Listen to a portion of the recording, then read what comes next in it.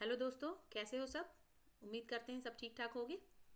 तो आज हमें जो थ्योरम प्रूव करना है वो थ्योरम है 8.7। ये 6 का थोड़ा सा अपोजिट है। 6 में हमें प्रूव करना था कि कोई पैलोग्राम दिया है, उसके क्वाड्रिलेटरल बाइसेक्ट करते हैं। बट इस थ्योरम में दिया हुआ है कि डायगोनल्स जो हैं किसी क्वाड्रिलेटरल के, वो एक दूसरे को बाइसेक्ट कर रहे हैं। तो हमें उस क्वाड्रिलेटरल को प्रूव करना है कि वो क्या है, एक पैलोग्राम है। ठीक है, कोई बात नहीं, हम कर सकते हैं। अब आपके दिमाग में आ रहा होगा कि कैसे प्रूव करेंगे। तो इसके लिए हमारे पास 3 तरीके हैं। पहला तरीका कि अगर हम पेयर ऑफ अपोजिट साइड्स को हम प्रूव कर देते हैं कि ये इक्वल है। जैसे यहाँ पे पेयर ऑफ अपोजिट साइड्स क्या है, पहला पेयर है ए बी और सी डी का, इसको हमने इक्वल प्रूव कर दिया। और दूसरा पेयर है डी ए और बी सी का, इसको हमने अगर इक्वल प्रूव कर दिया तो ये हमारा पैलोग्राम सिद्ध हो जाएगा। दूसरा तरीका है कि ए बी और डी सी यानी कि जो पेयर ऑफ अपोजिट साइड्स हैं उनको हम पैरेलल प्रूव कर दें। तो वही दोनों साइड अपोजिट हैं, इन दोनों साइड को यानी कि A B parallel to D C कर दें और D A parallel to B C कर दें। तो ये हो जाएगा हमारा पैरेललोग्राम प्रूफ। तीसरा जो तरीका जो कि मैं यहाँ पे यूज़ करूँगी वो ये है कि एक ही पेयर ऑफ अपोजिट साइड को ए बी और डी सी को लिया मैंने, A B equal to D C कर दें और A B parallel to D C कर दें। तो इस तरीके से भी हम प्रूव कर सकते हैं कि हमारा पैरेललोग्राम जो है हमारा क्वाड्रिलेटरल वो पैरेललोग्राम है। ठीक, तो मैं इस तरीकों को लूँगी क्योंकि ये एग्ज़ाम के पॉइंट ऑफ व्यू से कम टाइम लेगा और कम लिखना होगा हमें इसमें। ठीक है, तो हम इसी तरीके से प्रूव करेंगे। तो चलिए प्रूव करते हैं। अब पहले हम इसको इरेज कर लें। ठीक है, फिर हम प्रूव करेंगे तीसरे वाले तरीके से कि हमारा एक pair of opposite side parallel है और वही साइड इक्वल भी है। तो हम कह सकते हैं कि हमारा गिवन क्वाड्रिलेटरल एक पैरेललोग्राम है। ठीक है, तो पहले हम लिख लेते हैं हम क्या प्रूव करने वाले हैं।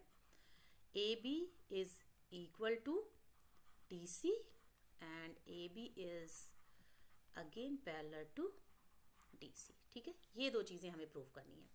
चलिए, तो इसके लिए क्या लेंगे, हम ट्रायंगल्स कंसीडर करेंगे। पहला ट्रायंगल हमारा होगा ओ डी सी, दूसरा ट्रायंगल होगा ए ओ बी। तो हम इसे भी लिख लेते हैं। In triangle A O B and triangle D O सी।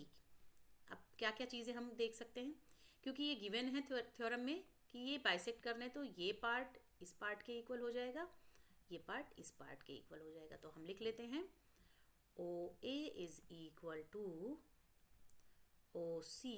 क्यों, क्योंकि ये हमें गिवन है ऑलरेडी। ओके, और ये देखिए, ये वाले एंगल को देखिए और इस वाले एंगल को देखिए, ये कैसा एंगल है, इसको हम बोलते हैं वर्टिकली अपोजिट एंगल, या हिंदी में हम बोलते हैं शीर्षा अभिमुख कोण। ठीक है, तो हम क्या लिख सकते हैं, ये कोण भी इक्वल होता है, ये एंगल भी इक्वल होता है। इस एंगल को कुछ नाम दे दें, मान लेते हैं 1, इसे मान लेते हैं 2। तो हम कह सकते हैं angle 1 is equal to angle 2। क्यों, ये हो गया वर्टिकली अपोजिट एंगल। ठीक है, इसलिए अब हम इस ट्रायंगल में देखते हैं, ये ओ डी साइड और इस ट्रायंगल का ओ बी साइड ये भी इक्वल होगा। तो ये भी लिख लेते हैं O D is equal to O B. Same वही रीज़न, ये हमें पहले से पता है क्योंकि बाइसेक्ट कर रहे हैं डायगोनल। अब देखिए यहाँ पर ये क्या है, ये साइड है, ये एंगल है और ये साइड है। तो यहाँ कौन सी क्राइटेरिया लग रही है कॉन्ग्रुएंसी की, S A S criteria, S A S rule of congruency से हम कह सकते हैं कि triangle A O C, sorry A O B, not C, A O B is congruent to triangle. अब करस्पॉन्डिंग पार्ट्स का ध्यान रखते हुए हम ट्रायंगल लिखेंगे सी ओ डी। ठीक है, सी ओ डी। ठीक है, अब इस दोनों कॉन्ग्रुएंसी, दोनों ट्रायंगल कॉन्ग्रुएंट हो गए किस क्राइटेरिया से, हम वो भी लिखेंगे भाई एस ए एस क्राइटेरिया से। ठीक, अब आप देखिए यहाँ पर कि जब ये दोनों ट्रायंगल कॉन्ग्रुएंट हो गए तो हम क्या कह सकते हैं, इस वाले एंगल को इस वाले एंगल के इक्वल कह सकते हैं और इस वाले साइड को इस वाली साइड के इक्वल कह सकते हैं, क्योंकि ये दोनों करस्पॉन्डिंग पार्ट्स हैं। तो हम फटाफट से नोट कर लेते हैं क्योंकि यही तो हमें चाहिए। A B is equal to C D, हमने नोट कर लिया। और क्यों, क्योंकि ये करस्पॉन्डिंग पार्ट हैं कॉन्ग्रुएंट ट्रायंगल्स के by C P C D. ठीक है, अब बारी आती है इन एंगल्स की। देखिए ये एंगल्स कैसे हैं, आपको कुछ याद आ रहा है? इस तरीके से जो हमने लाइंस एंगल में पढ़ा था, ऐसे वाला, ये वाला एंगल और ये वाला एंगल इक्वल होता था। हाँ, तो ये वही है। और ये इक्वल अभी क्यों कह सकते हैं हम? क्योंकि ये CPCT से कह सकते हैं इक्वल एंगल। इसको भी हम कुछ नाम दे देते हैं, एंगल 3 और एंगल 4। तो हम कह सकते हैं कि angle 3 is equal to angle 4। ठीक है, क्या रीज़न हो गया यहाँ पे? CPCT। और एक और चीज़ हो गई, हमने लाइंस एंगल में पढ़ा था, इस तरह के एंगल को क्या बोलते हैं?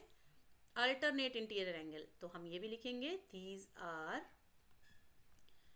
these are also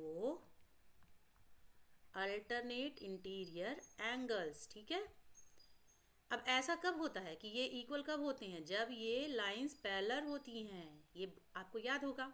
ठीक है, तो इसका मतलब DC क्या हो गया? AB के पैरेलल हो गया। तो यही तो हमें चाहिए था, AB is parallel to DC। ठीक है, AB is parallel to DC, यही तो हमें चाहिए था, यही तो हमारा सेकेंड रिजल्ट था। ठीक है, पहला तो हमने प्रूव ही कर दिया, ये रहा, और ये हमने पा लिया दूसरा रिजल्ट भी। अब इन दोनों रिजल्ट को देखते हुए हम कह सकते हैं कि हमारा क्वाड्रिलेटरल ABCD कैसा क्वाड्रिलेटरल है? ये एक पैरेललोग्राम है। ठीक है, क्या है? पैरेललोग्राम है। ठीक, और हमारा थ्योरम हो गया प्रूफ। था ना आसान? कोई मुश्किल?